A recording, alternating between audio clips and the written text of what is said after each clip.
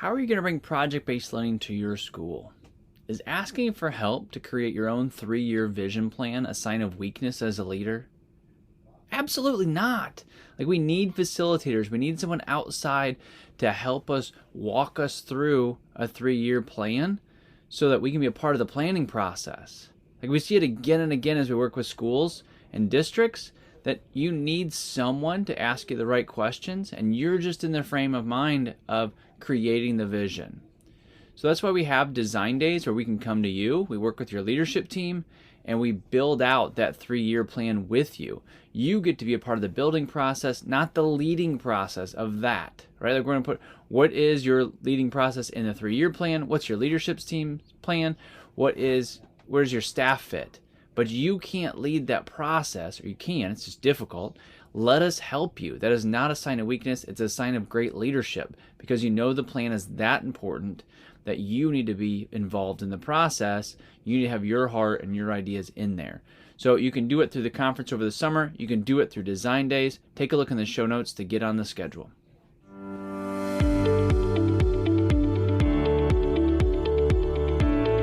As you're leading your school, are you noticing that your teachers are fighting apathy in the students? Are you having a hard time getting your staff to move from passive to empowered?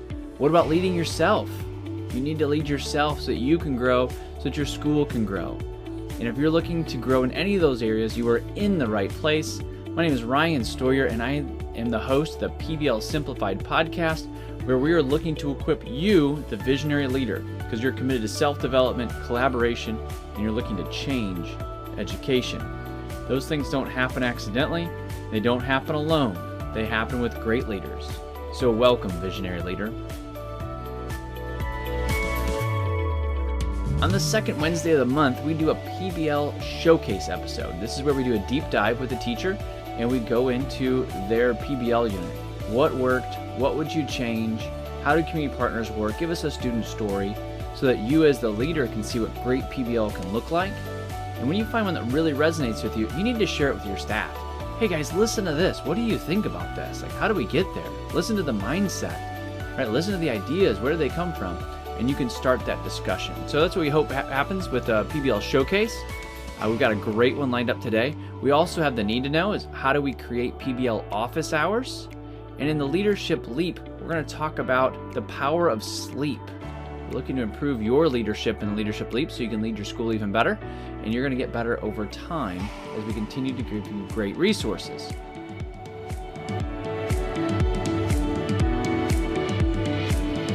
A green drink is part of my morning routine, and it has been for at least 2 years. You will always be moving forward. Get a green drink. I use Athletic Greens. It has 75 high-quality vitamins, minerals, whole food source nutrients. It's clean. It's good for you. It gives you a boost in the morning.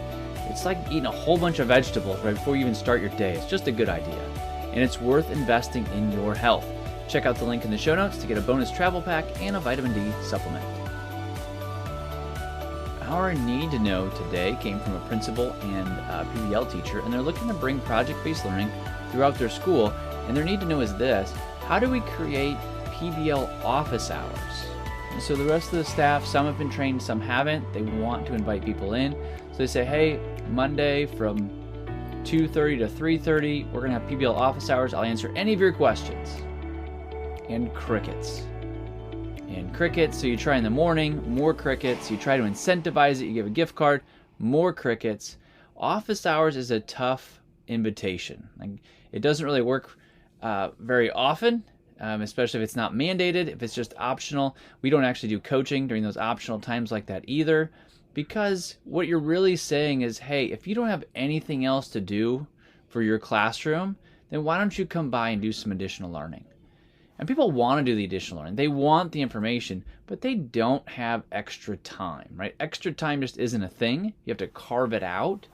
So when you're starting something new, inviting someone to something that's also new and unknown is a pretty difficult hurdle, actually. So you're trying to get over a few too many things at one time. So what I actually suggest, rather than office hours, is to go to those folks that are dabbling or trying things in the PBL realm. So if they've brought in a community partner, go in, ask them how it worked. If they're thinking about launching an entry event, Go offer some advice. Say, hey, I'd be happy to tune that if it's helpful. Or why don't you come see my entry event and give me some feedback? Would you do that? So rather than having people come to an office hour where they don't really know what to expect, it's going to take extra time.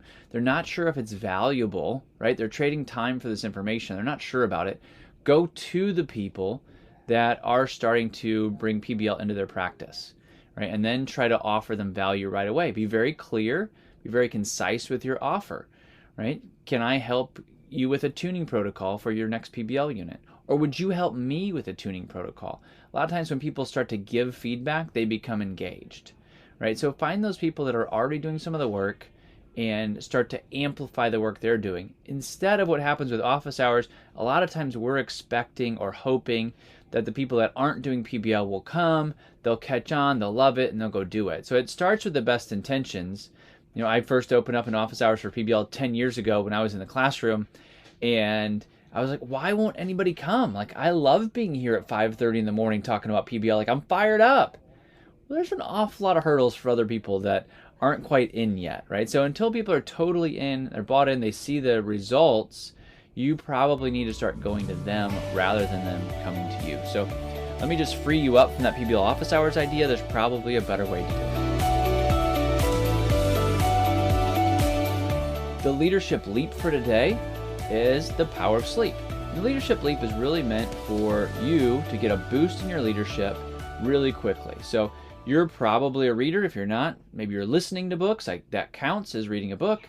I don't care how you do it. Maybe you're on your iPad. I love the iPad for taking notes. It's one of my favorite places to actually take notes when reading a book because it brings them all together for you. And then I usually sort them into good notes is kind of my hack. I like to put all of my stuff in a good note so I can start writing right into the document. So that's kind of my favorite. But today we're looking at sleep. And if you haven't heard me say it before, you're going to hear it throughout the podcast. You have to get probably more sleep than you're getting. If you're not doing it intentionally, you're probably not getting enough sleep. You should probably be in 7 to 8 hours. You're probably in 4 to 6 trying to make things happen. And you're trying to make up for it on the weekend. So now you're stealing that prime time, family time. And frankly, the research also shows it doesn't work. But you do need sleep. High performance athletes revere their sleep. You should too, because your work is super important. So the title of the book is called Power Sleep, the revolutionary program that prepares your mind for peak performance by Dr. James Moss, HarperCollins Publishing.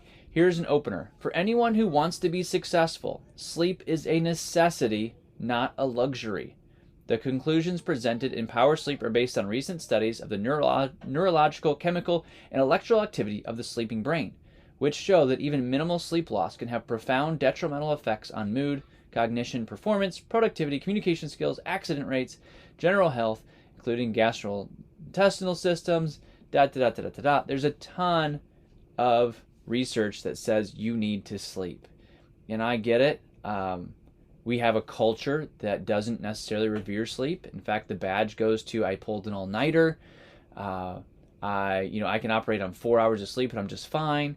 It's just not true. And if you want to say it is true, it's like 0.05% of the population is what the research shows is like that actually is true for. It's probably not you, right? I found out it's not me, right? And I'll just take that one. I used to think it was me. It's like, man, I don't need to sleep. In fact, when I sleep too much, I get worse sleep the next night. So I would get up at 3, 4 in the morning, start work to make things happen. But this research, I'm bought in. I'm 100% bought in. So sleep is powerful. It's something you need. And if you want to be successful, sleep is a necessity, not a luxury. And the book goes through to give you research, but it also gives you some very practical tips on how you can better your sleep and what you can do to do that. So ask yourself a couple questions. This is right out of the book. How much sleep do I get each night during the week?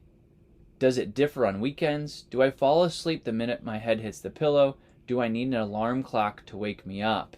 Some of you are like, of course I need an alarm clock because otherwise I'm not going to make it to work. It's usually a sign that you're not getting enough sleep. You need to get in bed earlier. Because just because you get in bed at 10 o'clock doesn't mean you're going to be asleep at 10:01. So keep setting that alarm for bedtime sooner and sooner. Try 9, try 8, right? Start closing your day a little bit earlier on those days that you can. Where do we get the idea of sleep? I mean, obviously it comes from naturally it's how God made our bodies. But when we used to sleep, before we had indoor lighting, like when the sun went down, you went to sleep. You woke up when it came up. Well, guess what? You were getting 10 hours of sleep then. It wasn't even 8. Like, you were getting a ton of sleep. And we have changed our biological clocks in a way that's not super healthy for us. So let's get into I do another leadership leap on Eat, Move, and Sleep with Tom Rath. It talks about sleep as well and the connection to eating and exercise. But let me give you a couple more quotes here. It says, "We do not understand the need for sleep and the consequence of sleep deprivation. We must learn to value sleep as much as we value the importance of proper nutrition and exercise. To become peak performers, we must change our habits so we can emerge from the fog of sleepiness in which we have become habituated. We must learn to power sleep." That's straight out of the book from the author. And it really is, if you want to be a high performer, like if you want to go to the next level high performers, sleep. That's what we do. Like, we make it a game if you need to. You need to track it because it's important. Those people, the books that you're reading, the people that you're following, they're sleeping. And if they're not, if it's the, hey, 3 a.m., let's go, like that works for a while. Like I love Eric Thomas's stuff. He's a 3 a.m. guy. But he also goes to bed really early, right? Like, he's still getting sleep. He's still taking care of his body. You've got to listen to your body on this one. See, it's no measure of health to be well adjusted and to a profoundly sick society. So if you're saying things like, well, I sleep more than most people, like, maybe, but that might not be the best thing to compare yourself, right? You're comparing yourself against you yesterday, and you're going to need sleep. All right, 4 golden rules of sleep. Get an adequate amount of sleep every night. Establish a regular sleep schedule. Get continuous sleep, and make up for lost sleep. He actually says make up for lost sleep as soon as you can. In the same way you might miss a workout, you wouldn't wait 3 days to make that up. You'd get it as soon as you can. Same thing for sleep. I will challenge you on this area of sleep, and that it's actually going to help you perform better. You're going to have better quick reactions. You're going to be doing deeper work. You're going to be thinking deeper. You'll have more patience for the people that you serve well. And this book goes through, it's got 20 great sleep strategies. So if sleep is something you're not doing well, then grab this book, Power Sleep.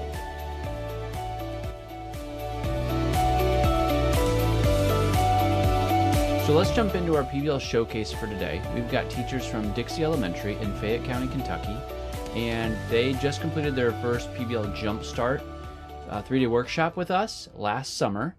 And you're going to see that they've already jumped in like full bore. Like, they maybe dipped their toe in the water, but really it looks like they just jumped in. You're going to hear the excitement in their voices. You're going to hear a mindset change. You're going to hear a collaborative staff working together, both at the grade level, and they also brought in an electives teacher. And before we get started, we're going to get to hear a quick quote from one of their learners, which I think you're going to love, and it'll set up our session well. So here it is. I have noticed that a lot of playgrounds that I go to don't have all the accessibilities that people need. And I know a bunch of people in wheelchairs, crutches, have a boot on, or just disabled in some way. And I don't like it that a bunch of playgrounds are just not accessible for all. And I love this program. Visionary leaders, we are excited to have you here on the second Wednesday of the month. On the second Wednesday of the month, we do a PBL Showcase. So we get facilitators from the classroom that are using project-based learning, and we have them do a deep dive in one of their PBL units. Today, you've got a treat because we've got the whole team with us. So you're going to get to hear from multiple perspectives, and I think we're also going to get to hear from a learner as well. So we have some audio from a learner that we'll chop in here somewhere and make sure we get to hear his voice as well. But Dixie Magnet team, thank you for being with us. Would you guys introduce yourselves? Yeah. Hi, I'm Shelby Lane. I'm Kara Francis. I'm Amy Cottle. I'm Rachel Lash, and I'm the art teacher. There we go. So we've got the art teacher plugged into a 3rd grade classroom. And you know that we always start our podcast episodes, no matter who it is, on whether it's a guest or a showcase, with what is your why for education? So why are you guys in education? I chose to go into education mainly because growing up, I really didn't like school. I was a pretty quiet and reserved kid, and I made it through school kind of feeling rather invisible to my teachers. And I just knew that I didn't want other students to feel that way. So I go in intentionally trying to make sure that I acknowledge and see all students' strengths, no matter what they are. My why for education is just, I love looking at a child from the beginning and then to the end. And I love being able to say, like, look, this child has learned something that they didn't come into my class knowing, and they are leaving knowing, more than they started with. I think mine is very similar to Kara's. When I was going through college and trying to figure out what to do with my life, I spoke to my dad, and he was just basically like, just do something where you go home, and at the end of the day, you know that what you did mattered. And you may not make a fortune, but do something that matters. And that somehow led me to education. So I feel like I'm just trying to every day see if I can make a difference somehow. So my why for education in the art world is to inspire creativity, innovation, and to dream with the students and collaborate about how we can make the impossible become possible. Awesome. So we're inspiring learners. We want them to be the front, and we want them to have a better experience than we had. So it sounds like we're in the right place and you're on the right podcast. That's what our listeners are also looking for. To give you a little bit more context around Dixie Elementary School, they're a part of a larger district in Kentucky, and they've got some really great things going for them. They've got a staff that's moving forward, super talented. They've got a principal leading them through project-based learning, through PLCs, very forward-thinking group. At the same time, it doesn't mean that this is easy, right? Like, you've got some great people in your boat rowing the right way, right? You can't see it on the screen, listeners, but like, yes, they're laughing, like they get that. It's 100% true, right? So even with a group of high flyers as your staff, like, change process is hard. So we want to make sure we're celebrating when things go really, really well, which they did for this PBL unit as we're starting out. So can somebody give us an overview of the PBL unit for our listeners? Basically, it started with an activity we did through the district called the STEM bus, where we had some district level employees come in. They took the kids on this, basically it was a virtual field trip of trying to explore science and technology, getting them thinking about their world and their community, but with a real focus on accessibility. And that's what I think pulled in the heartstrings of all of our kids, is that when we started to look at the world in our school, specifically our playground, that it maybe wasn't appropriate or what's best for all kids, that it maybe wasn't accessible to every single child. So it kind of pulled at their heartstrings a little bit. And then we decided that we needed to basically just redo and make over our playground. All right. So you all defined a problem, right? Like you brought this problem to your learners. Is that right? Kind of, yeah. Mhm. Yeah. Or Yeah, and a lot.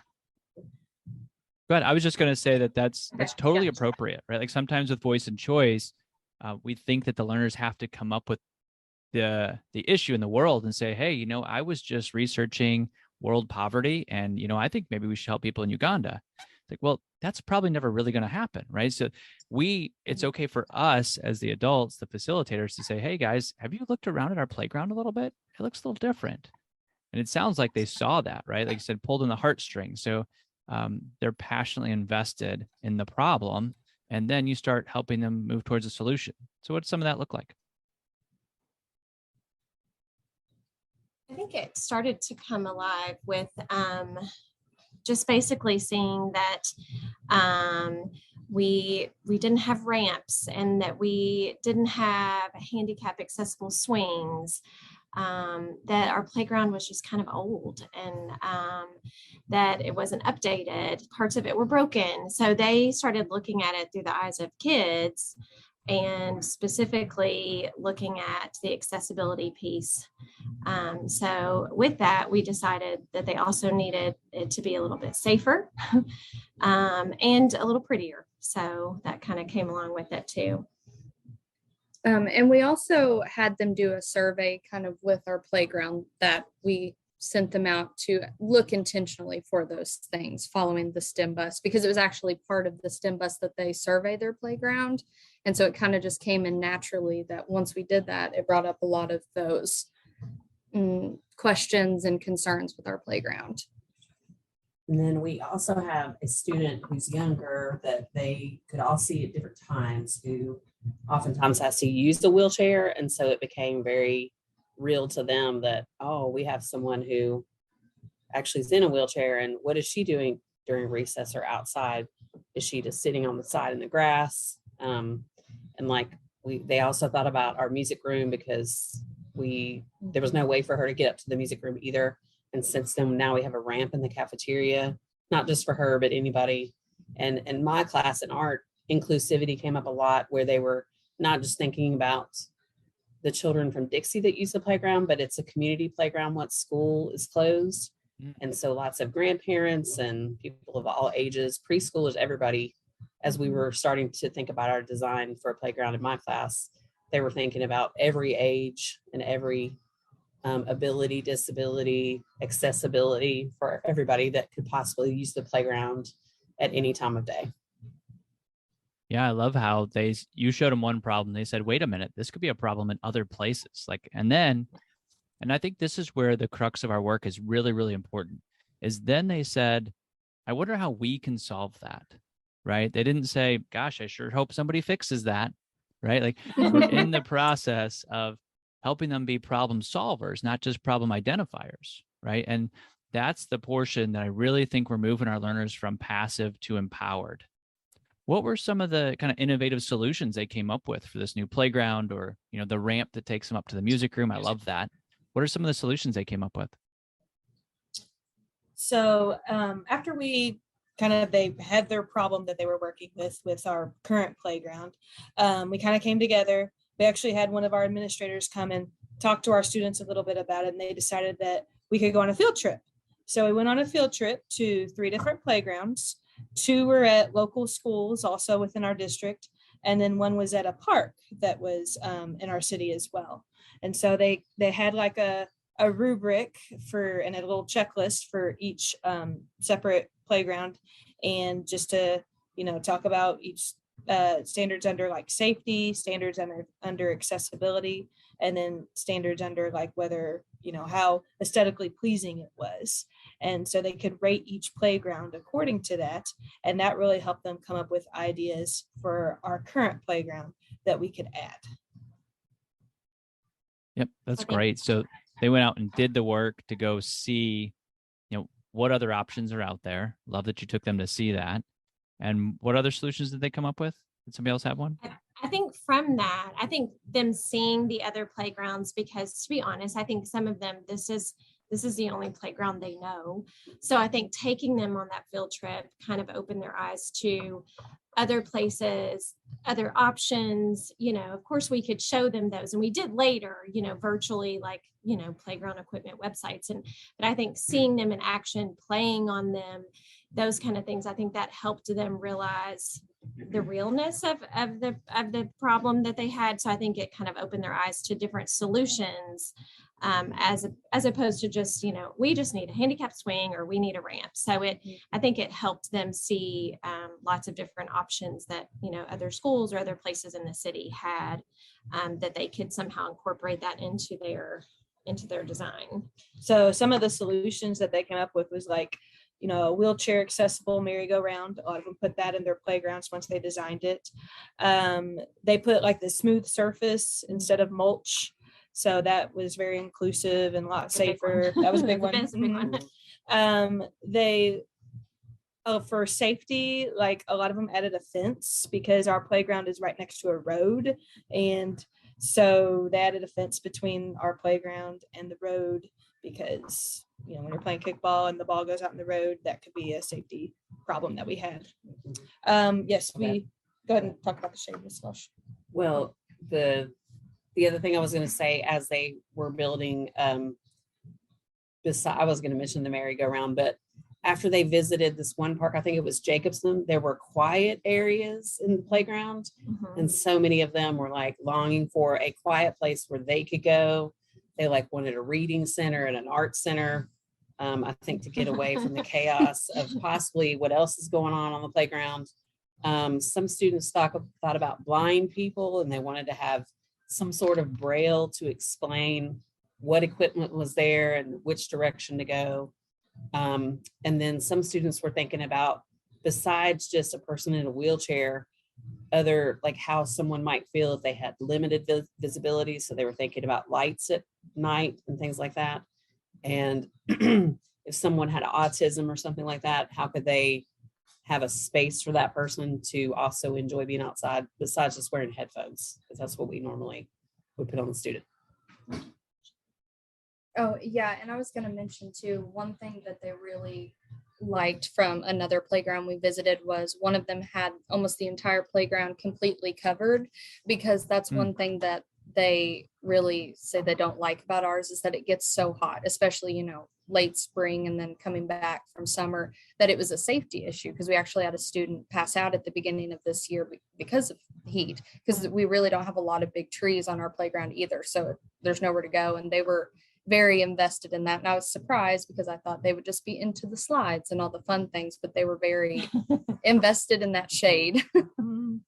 Yeah. I mean, brilliant solutions, right, that they came up with, right? Third graders can really create some really creative solutions.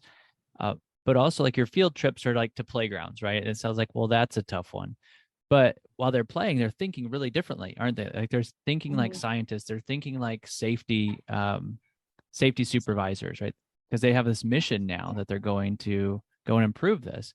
I love the quiet area as well in a playground. I never really thought of that, right? I was surprised myself about it, that they were like, I was like, you want to be quiet when you go out there? But I guess there's some people that that's relaxing to them. Yeah. They just sure, wanna right? be They're away starting from to everybody. they start to see all these different types of people, right? People that are like them, people that are different than them, building a lot of empathy. And fantastic PBL unit. And we'll get into maybe some community partners as well. But what about your standards, right? Like I'm guessing that you didn't just get to stop standards work, right? Well, during this time. And, you know, obviously it's great creativity, but where did you bring this into the standards work that you do on a day-to-day basis? Okay. So we were able to bring in some math. We were at that time of year where we were working on like area and perimeter. So that was fun. So we got to measure our own playground. So seeing 100 third graders outside with measuring tapes, and that was a very fun adventure. But it did bring in, you know, instead of it just being a word problem and what we're doing in the classroom, it brought it to life. So they did some area and perimeter of our current playground, so they knew what items they could add into their designs. In addition, we did some persuasive writing. So that was to persuade our principal to allow us to go on the field trip at the beginning. And then later, like toward the end of the project, we incorporated more writing and talking about these were the elements of their design and why that we'll present tomorrow at our expo night to district, you know, or families in the community about why we need a new playground. So we brought in some writing as far as those kind of things. So those were the main focuses in the classroom where we were able to tie in math and writing. But I'm sure on the art end. So in the Minecraft world challenge that we're doing district wide, it was for a real playground also that's going to be put in. It's called Cardinal Run North, and the budget was $3 million. Okay. And so after because we had several people come in, which we can talk about it in a minute, but they had a rubric for this project, which brought in the art standards, science standards, engineering, media arts, library, and just about every technology standard that they had. And when we first brought this lesson on, you know, for art anyway, I just had like standard number 1. And then as it grew and grew and grew, I'm like, well, we're hitting like, I don't know how many standards all at once. So it was a big learning curve for everybody. Yeah, and I think you find that out. I think a lot of our kind of beginning PBL facilitators find that out, right? It's like, well, how am I gonna? I'm gonna take extra time to go to the park. So where am I gonna make that up with my standards? And you find out that you're really engaging a lot more of your standards than maybe you first thought you would. Right? There's places to write and speak and crunch numbers and all of this work too. So I'll let you guys choose where you want to go with the next portion. Do you want to talk about community partners or a student success story? Like, you have a student that really jumped on board with this project? We'll probably do community partners first because it just evolved and like I would just meet somebody and talk to someone and they're like, oh, did you know about this? So about the trees, we have a sustainability coordinator that had a planting with your principal project where the students, we all went out and we dedicated a tree to the 3rd grade for the playground because shade was going to be a real issue. And this was like a free way to get some shade. Free. And then we found out that there are other ways to get some free trees around because the shade tent is pretty expensive compared to our not $3 million budget. I was gonna say that was the difference. Yeah. The school budget is very small compared to the the school budget's like $150,000 for it. So, and the shade tent was like $25,000 or something like that. And then I asked some parents in our own school community to send something out on Classroom Dojo. Is anyone an architect or know an architect? Because if they were going to try to build, they needed to understand the safety standards that an architect has to understand. So we had a parent come in, Molly Quick, who brought in a scale model that was small of an accessible playground. And she really changed their thought pathways, as most of them were like, if there's stairs, I need a ramp next to it. And she's like, well, really, if you get the landscape architect in here, if there's a hill, you don't have to put a ramp. Like, you should go with a natural flow of the ground. And they were like, oh, so it really changed their perspective. And then we had the Fayette County playground designer come in and show them the surface that was going to be used, which is the smooth, spongy kind of surface. And then he showed us some equipment that we could possibly use. But after they had dreamed everything they wanted in the Cardinal Run Park with the big budget, it was kind of like, oh, we can only afford these things. So then our group was like, we need fundraising, or how can we get more equipment, because they've dreamt of such amazing things and they're not going to be possible at this point. It'd be like a future thing.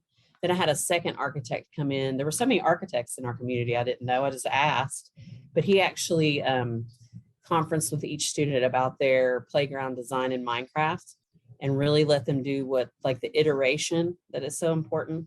So they had partners and they looked at each other's and said what was great and what could be better. And then they switched. So the more they talked about it, kind of like the way we were trained about the project, the more solidified the idea became. And then I had to ask the technology teacher from the district to come in for the last part of Minecraft, because at the end they have to have their voice. They're talking through their Minecraft world and showing everything that they designed and why. But the theme for 3rd grade the whole time was accessibility.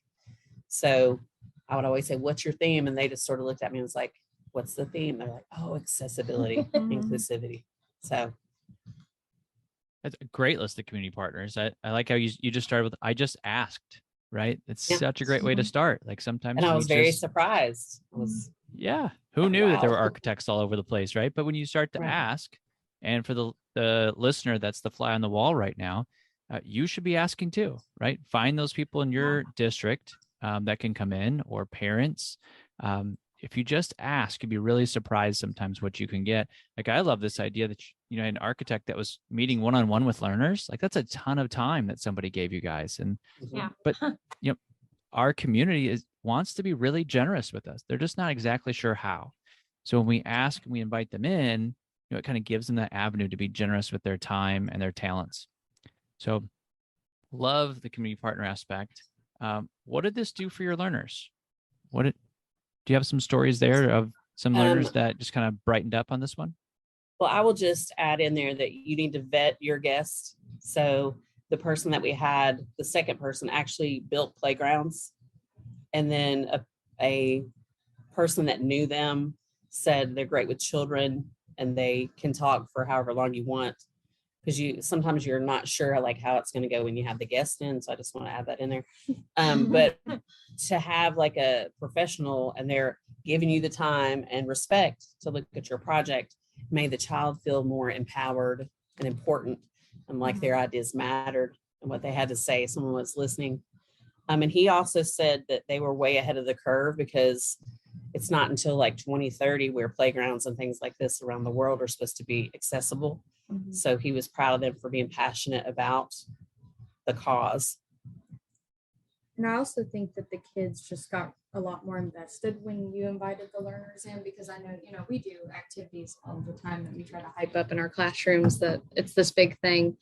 But I think when you bring actual people in from the community to show that this is an actual thing that they do in real life, I think they just became a lot more invested and knew that we were serious about this project. Even talking to them about the expo night, when we were saying, your families are going to come in and they're going to be people from the district and our principal, I mean, their faces just like, what? So I think it just thought, that it was real. It wasn't just something we were doing in the classroom, that other people were going to listen to what they had to say, and that it's likely that, some of their ideas will, come to fruition, that, it'll happen. So I think it added so much authenticity to it. Well, I think you'll find, just to encourage you all, that when you're bringing community partners, like that was not an anomaly that you saw. As soon as you bring in a community partner and the authenticity goes up, the engagement level goes up, right? Like it does take it to another level. So as you guys look to, reproduce similar PBL units, I think you'll see the same things happen, right? Where suddenly the engagement level goes up, and some of the standards that you planned on teaching or engaging don't take you as long because the engagement's there. So I encourage you to continue that great work with community partners. As you bring them in, it does kind of lift the importance level of some of the work happening in your classroom. And I always like to say that sometimes it's like, well, wait a minute, I'm their teacher. Like I'm here 184 days, like grinding, right? It's like, and that's true. Like you just have a different role, right? Like you're there to love them no matter what, right? And to guide them, show them new opportunities. When a community partner comes in, there's this unknown there, right? It's really a good thing. The stress level comes up just a little bit. The presentation levels have to be just a little bit better. Like they know that if they don't perform at their best, you're still going to love them. And that's important. They need that, right? But then if I come in, right, or the architect comes in, they're like, oh, is that person nice? Are they mean? I don't know. Will they give me a job? Right. All those unknowns just add to an excitement level, and the engagement level goes up in your classrooms. Well, this has been a really exciting deep dive in PBL Showcase to hear what you all are doing. Do you have any other last thoughts for our listeners? You'd asked about a student story, and I've already told the third grade teachers about it, but the student's name is Cole, and from the very beginning, he was passionate about how sad the world was that wouldn't already be inclusive for people and safe for people of any ability. And he thought the project was very engaging because he wanted to be a part of the solution. And then as he worked through his project, he had a friend that was autistic. And so his entire build was in honor of that friend who was autistic. And the friend's like calming color was white. So his entire playground is white. And then he likes to hear the sound of running water. It makes him relax. And so he had waterfalls. He likes to look at fish. So he put fish in a tank, but behind glass where nobody could touch the fish. And he was just really inspired by his friend and the difficulties that the friend goes through each day, and was trying to make sort of like that quiet space that we were talking about, and a place where his friend would be happy. Awesome. That is not a natural thing for elementary kids to do, right? Like that doesn't, No, it's not. it doesn't happen on their own. And that's why it's just a blessing to have you all in their lives, like doing this work. And again, like we kind of noted at the beginning, like it's not necessarily easy work, right? Even if you're a great teacher, this is a hard shift, but it's worth it, right? Like that's when you get these results. That's when your learners are moving from compliant to empowered and passionate and looking out into the world at a different way. So thank you guys so much for joining us. I really appreciate it. Thank you. All right, visionary leader. Thank you for tuning in for today's PBL Showcase. You got to hear a great example of PBL happening at a very high level right out of the gate. And you heard, if you didn't hear it, go back because the standards are in there. This is a standards-based PBL unit, but you've got kids that are seeing levels of empathy that you wouldn't see otherwise. They're taking action on problems that they see. And it's not just an isolated incident. It's not in one spot. Their empathy, their problem solving is transferring over to other situations in their lives, whether it's different classrooms or playgrounds. Whatever that is, this vision is coming to life at Dixie Elementary, and it's really exciting. So we're excited to see your vision come to fruition as well. Thank you for listening to this episode of the PBL Simplified podcast. Would you help us achieve our vision of 51 by 2051? One small step you can take to help us out is to leave a review of the PBL Simplified podcast. Scroll down to the bottom of our show page, select a star rating, and leave a review. Your review helps others find this podcast. When you leave a review, the next visionary leader will see your words and join us. Thank you for leading inspired.